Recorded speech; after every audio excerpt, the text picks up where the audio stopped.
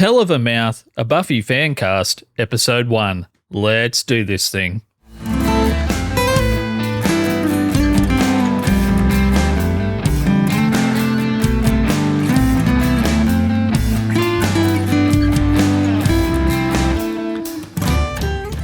Hey legends, how you going? Josh here from Australia. If it's not obvious by the accent, I've been podcasting since 2012, podcasting about television since about 2015, and I've been doing stand-up comedy as much as I can in my part of the world since 2019.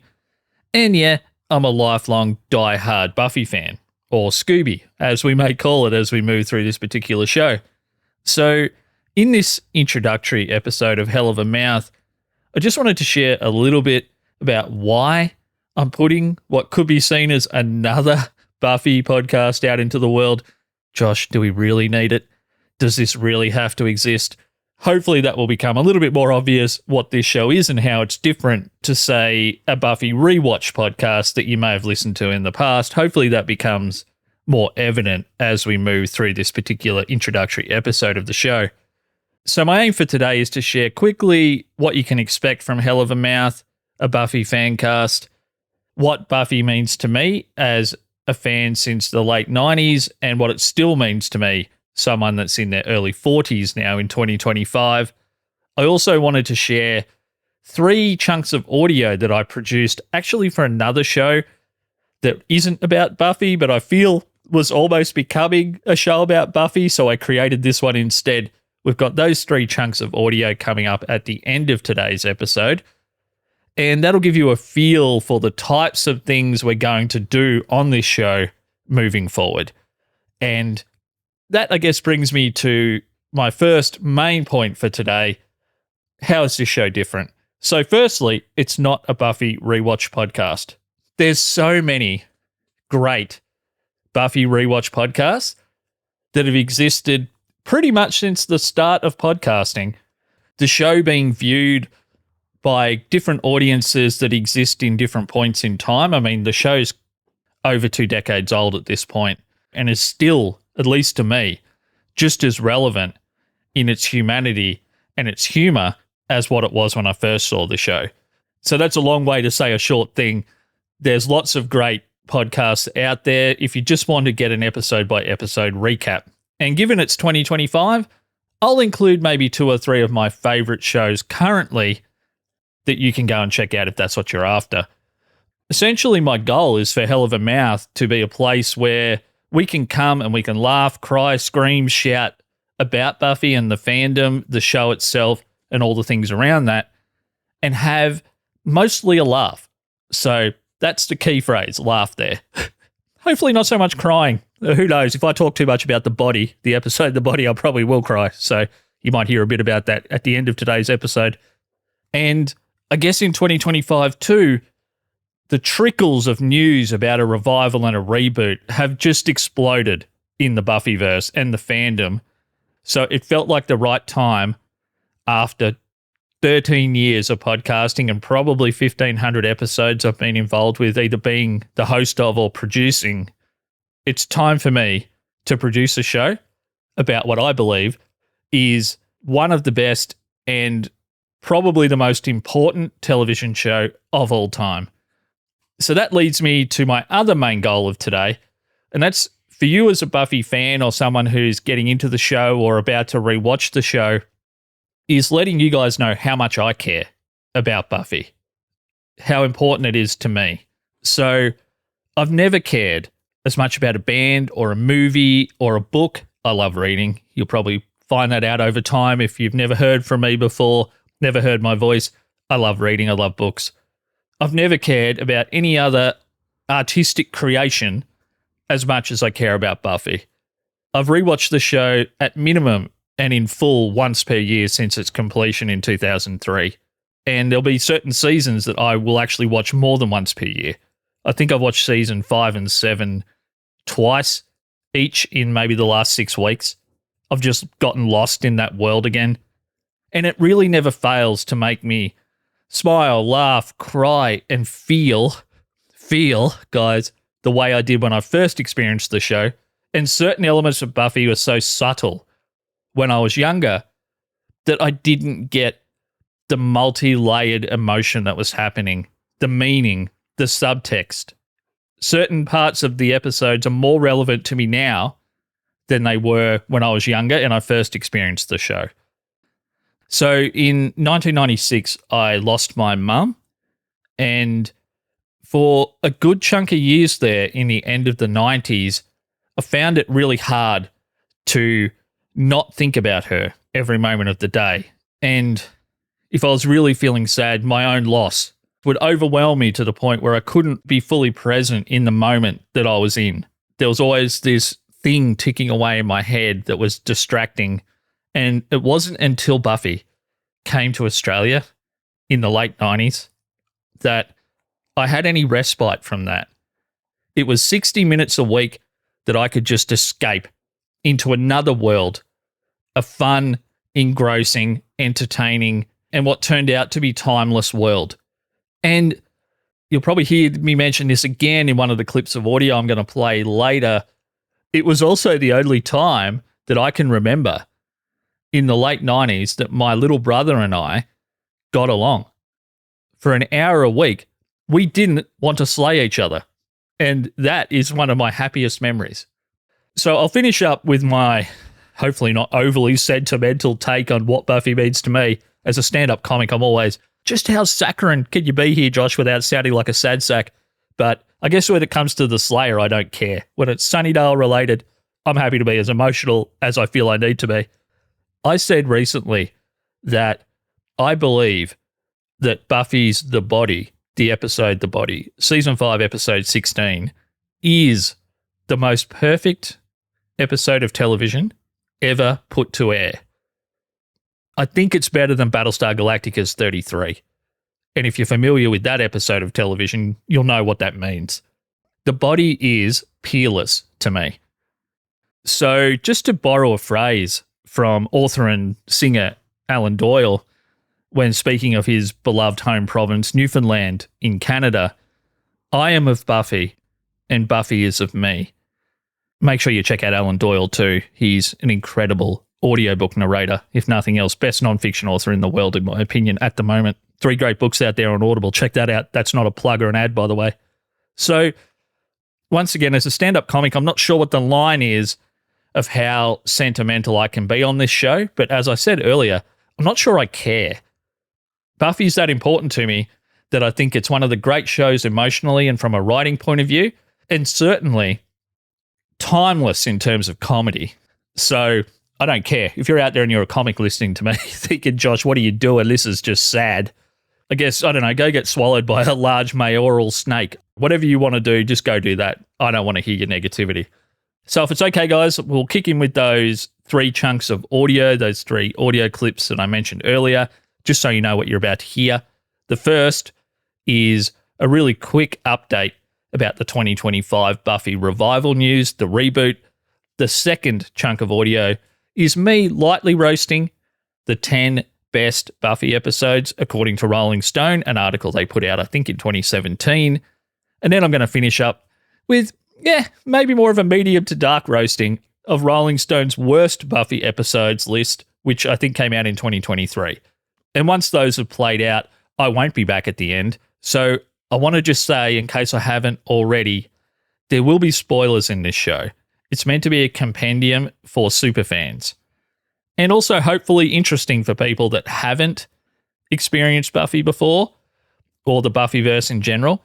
And I'm not going to intentionally try to spoil anything, but I reached out to a friend the other day and said, how long's fair? How long's the right amount of time to not spoil a thing? And he said to me, well, I'm pretty sure that once it's over 20 years, you can talk about it. So I'm taking that approach. There will be spoilers. I won't be trying to spoil it, but I might. So just keep that in mind. Thank you so much for joining us on Hell of a Mouth Episode 1. You can get the show at hellofamouth.com. Reach out to me on social media. My links are in the show notes where you're listening today, or at Joshua C. Liston in all the places online. It's been amazing speaking with you today. I can't wait to speak with you again, and bye for now.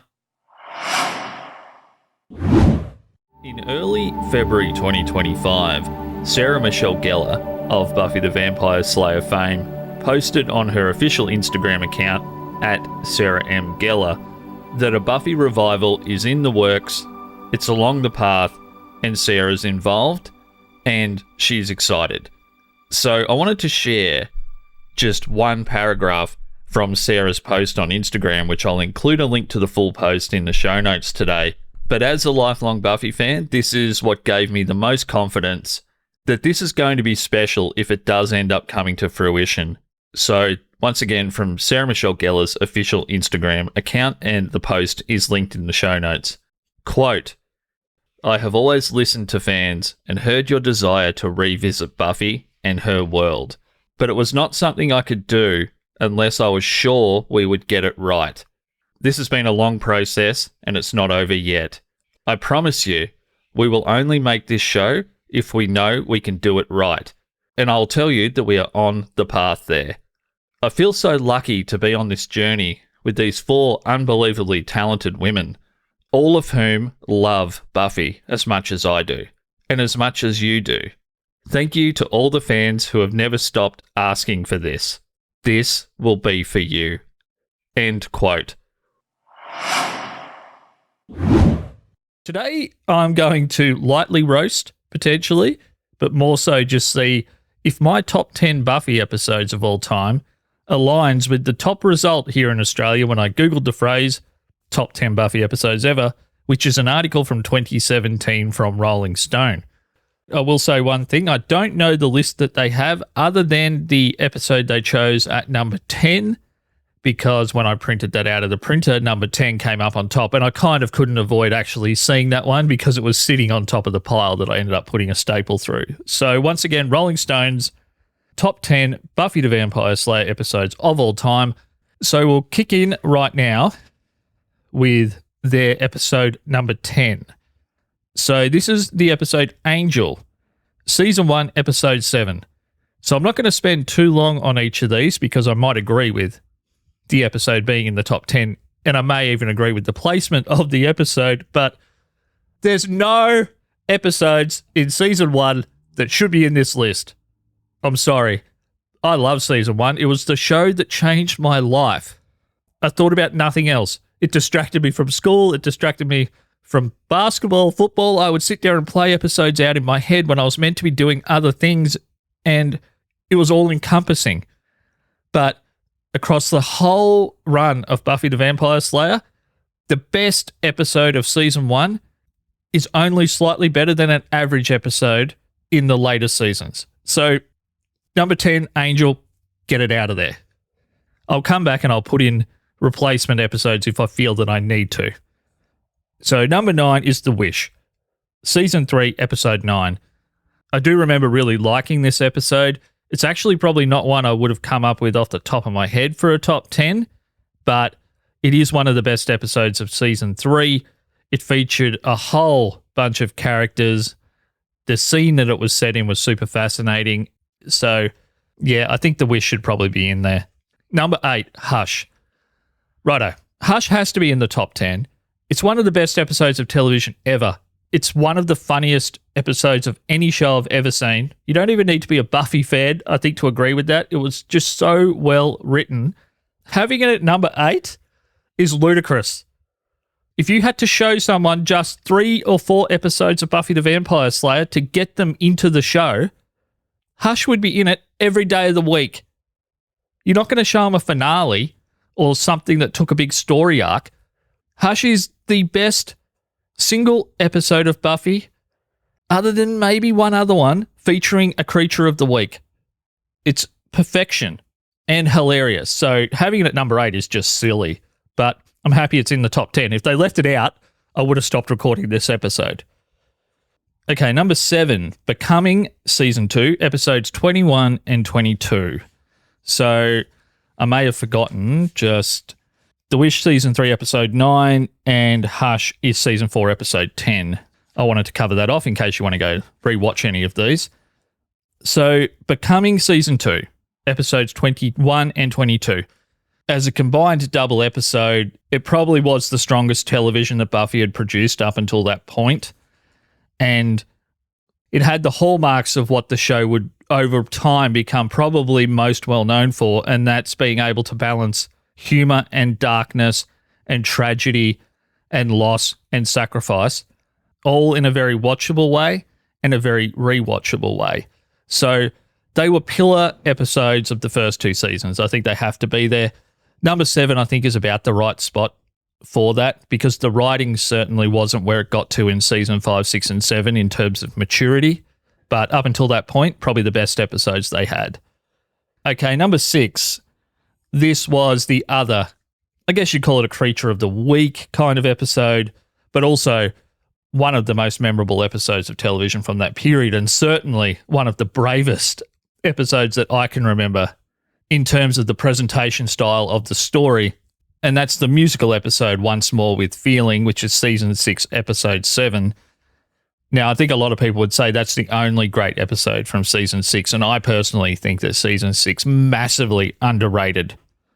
It was a very different tone for a television show at the time, and I think that people found it too dark, too tragic at times. Characters were acting against their best interest more often than not in that season, and I think at the time that may have rubbed people the wrong way. Now, when I look back with 2025 eyes, I've just watched Buffy in full, by the way, guys, in the last probably month and a half. Season 6, it's a heavy hitter. It might be honestly up there with season 5 and 7 for me for best season of Buffy. And it's for completely different reasons than I like any other season of Buffy, and maybe that's why at the time it just felt so hard for people to get into to the same degree that they had after season 5, which, I mean, is probably the best season. So it's a little bit of extra pressure on season 6. You're backing up season 5. So, yeah. Okay, number 5.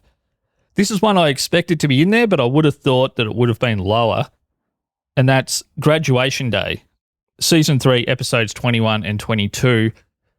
Amazing episodes. I loved them. I loved the mayor. I thought he was an absolutely brilliant antagonist. I really enjoyed the arc of those 2 episodes, another kind of double finale.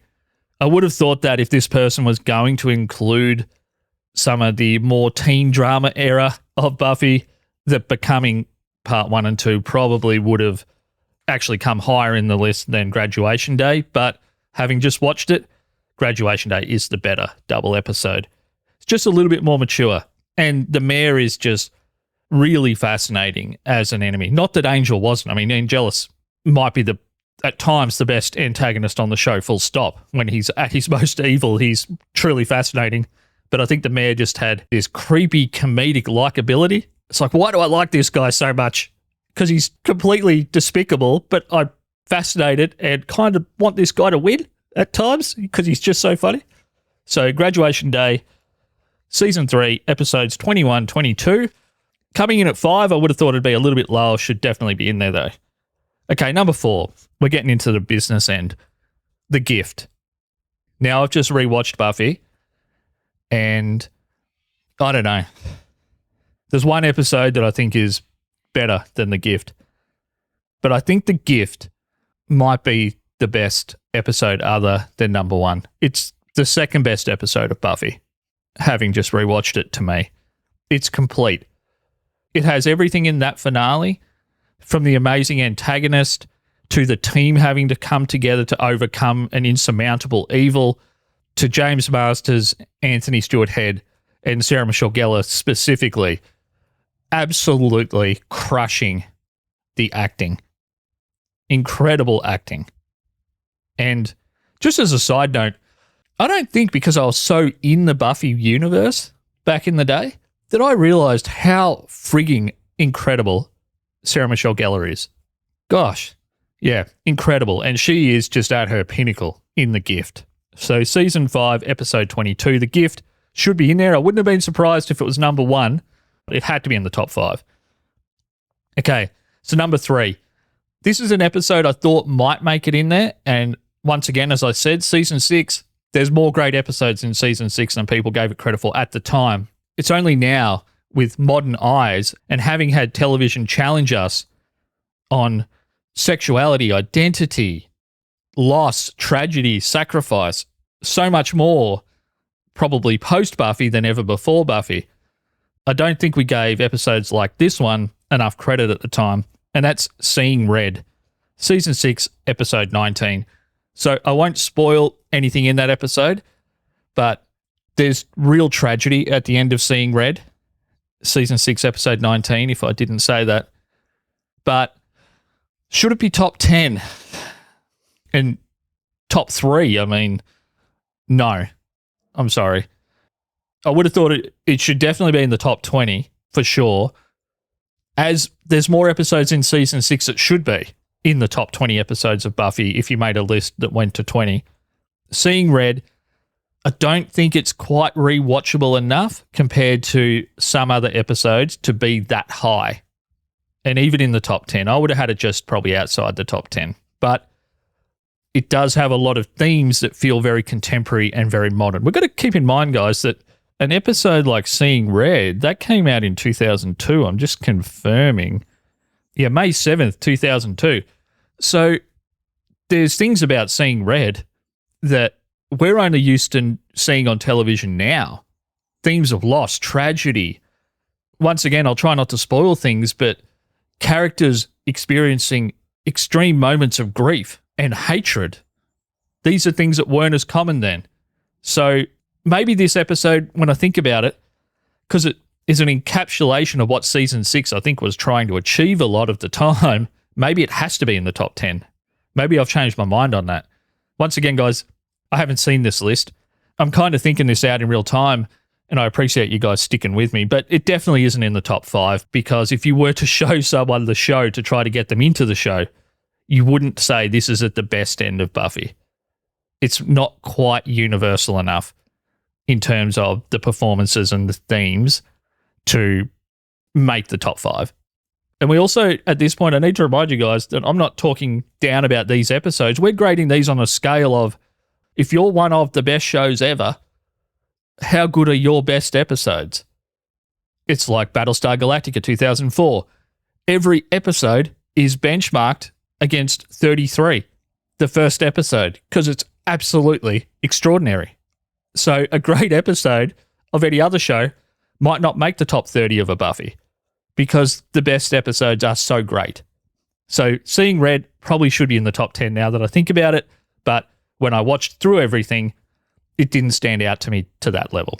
But I might be changing my mind. I'll have to have more of a think about that, and I'll update you in the future.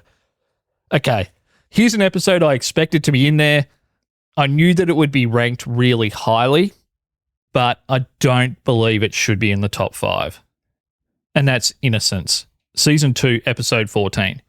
I said earlier that Becoming from Season 2 was the first truly great episode. I probably misspoke there when I think about it. Innocence was the first extraordinary episode of Buffy. Is it number 2? No. The Gift is better. The Gift is more complete. It's more mature. It has more great performances from more characters than Innocence. But as far as nailing the arc of a character and a love story, yeah, it's an extraordinary episode. I know I keep saying extraordinary, but it really is. I rewatched it, and that one did stand out from Season 2. It's like, wow. Sarah Michelle Gellar is magisterial. And Sarah's performance in this episode is why it deserves to be in the top 10, but there wasn't much around that's top 10 worthy, is what I'm getting at. Once again, the ultimate scale. One of the best shows ever created. How good is your second best episode? Innocence isn't the second best episode. Should be in the top 10 though. And before I go back and replace an episode, because I'm going to give you another option to replace Angel from Season 1, because once again, no episode in Season 1 is good enough for this list. We'll talk about number 1 quickly. Now, I'm going to avoid talking about this at length because I can't talk about this episode without getting upset. And that's from some personal history of my own, but also how freaking amazing this piece of television is. It's The Body. Season 5, Episode 16. I'm actually running out of superlatives here. I've used the word extraordinary so many times. So what I'll say about The Body is it's perfect. Okay, so I'm going to replace number 10, Angel, which is an okay episode. Not top 10 though, come on. There's so many better episodes. So what I think the top 10 is missing is an episode where the peripheral characters get to really flex their muscle outside of Buffy and Angel in the early seasons, that world through the latter seasons, the Buffy and Spike interaction. Beyond that, every so often, and I won't call them side characters because that's the beauty of the world, the Buffyverse, the development and the richness of every core character, I think still is unequaled. But this episode that I'm thinking of is the one that I would play people to say, oh, and it can be this. It can be funny and intriguing and entertaining and dark at times and can have complexities in a comedic fashion that add tension still. And that's the episode Doppelgangland from season 3, which, just for your reference, came out in 1999, but it's rated a 9.2 on IMDb, which would be one of their higher rated episodes from that season. I'm just having a scan. It is the most highly rated episode of season 3, with Graduation Day coming in at a 9.1. So Doppelgangland is an episode I would show people. Amazing episode, funny, as we just found out, the highest rated episode on IMDb from season 3. So if that means anything to you, go check it out with a 9.2. And I think that was the only one I was going to replace completely with an episode that really stuck out in my head that it should be replaced. The others are questionable. Some of them have a particular relevance that maybe gets them in the top 10, like Seeing Red. And Innocence I would have just had lower in the top 10. So maybe that would have been coming in around number 10. I think that honestly, Doppelgangland is more entertaining than Innocence, but not as good. So maybe they would be number 9 and number 10. Just a quick follow-up to our last episode where I covered and maybe slightly roasted Rolling Stone's top 10 best Buffy episodes ever. I did get asked online as soon as I posted that, okay, Josh, these are your favourite episodes or the ones you think are the best. What are the worst? What's your worst episodes list? And honestly, I've never really done a podcast where I've covered the worst of something, unless it was perhaps rock and roll albums from the early 90s from bands like Creed, because their album covers were so bad that I had to put out an episode. But on this particular show, I don't think I've ever gone worst or taken that perspective. So this isn't clickbait. This is a question I was asked directly by several people, including my younger brother Cam, who was the person I watched the first 3 seasons of Buffy with every week. And essentially, it was the only 60-minute period of the week where we weren't driving each other completely cracked. So it actually holds a special place in my heart as a show because it was the only thing that really my brother and I fully got along with. We just sat there and watched it out of respect for the show and, by extension, actually for each other. So once again, yeah, this isn't clickbait, and I probably wouldn't even be covering this particular topic today if I wasn't asked directly. So I'm going to go back to Rolling Stone again just to keep the reference consistent. This is a different list. This is their comprehensive list from 2023 of worst Buffy episodes, ranked all the way to best. So I'm going to quickly go through their bottom 10, 12, 13 episodes, and then I'm going to talk about a couple of issues that I have with this list. And this time, unlike last time, I actually have looked at this because I wanted to kind of put any emotion aside about how wrong I think they may or may not be. So if for no other reason, I can keep this show clean, which, being a stand-up comedian, isn't always my first response when I disagree with something. So here's their list. I'll include the actual season and episode numbers for each of these in the show notes. I just don't want to have to read those out and waste your time. So episode 144, Where the Wild Things Are. 143, The Killer in Me. 142, Beer Bad. 141, Older and Far Away. 140, Teacher's Pet. 139, Reptile Boy. 138, Killed by Death. 137, All the Way. 136, Empty Places. 135, Entropy. And 134, Bad Eggs. So once again, that was the bottom 10 on Rolling Stone's list of worst Buffy episodes, worst to best. That was 144 down to 134. Righto. So I'll include their list quickly in the show notes as well, so you can follow that as I go through my list. So let's cover off on the episodes that we agree with. And mine is in no particular order. I'm just going to reference their list. Beer Bad, arguably the worst episode. That has to be in the bottom 10. Where the Wild Things Are, probably the next worst episode, so that has to be in there as well. They're nailing it so far. I would include Inca Mummy Girl in that bottom 10. Teacher's Pet has to be there. It's a god-awful episode. Old and Far Away, I'd forgotten about that episode until I read the list. That's pretty bad, but it wouldn't instantly have come to me as one of the worst. It was more just forgettable. Reptile Boy, season 2, horrible. I would also have included I, Robot, You, Jane in that bottom 10 or 12 episodes. Never Kill a Boy on a First Date, that also should have been in there. And the episode Bad Eggs, I agree with. So I'm going to talk about two things. One, that they had empty places in the bottom 10 episodes. That is ludicrous. Absolutely ludicrous. The scene with Buffy and Spike in the bedroom of the abandoned house alone is better than any scene in all of these episodes we've talked about and a lot of other episodes of the show. That scene and the line, "You're one hell of a woman," from Spike, that still hits me the way it did when I first saw it, maybe even more. I watched it literally yesterday, and Sarah Michelle Gellar and James Masters are incredible in that scene. It's deep, it's emotional, there's a hint of awkwardness in there as well, that still things are being left unsaid that should have been said or could be said. Having empty places in the bottom 10, considering how pivotal that is as it leads into episode 20, 21, and 22, having it in the bottom 10, outrageous.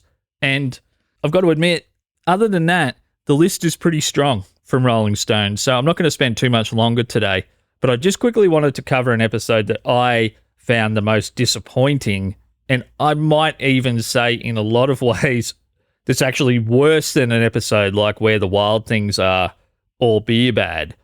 And that's Season 5, Episode 10, Into the Woods. This is the episode where Riley leaves the show, gets on a chopper and gets out of there. So you might be thinking, I don't remember that episode being that bad. That's the whole point, guys.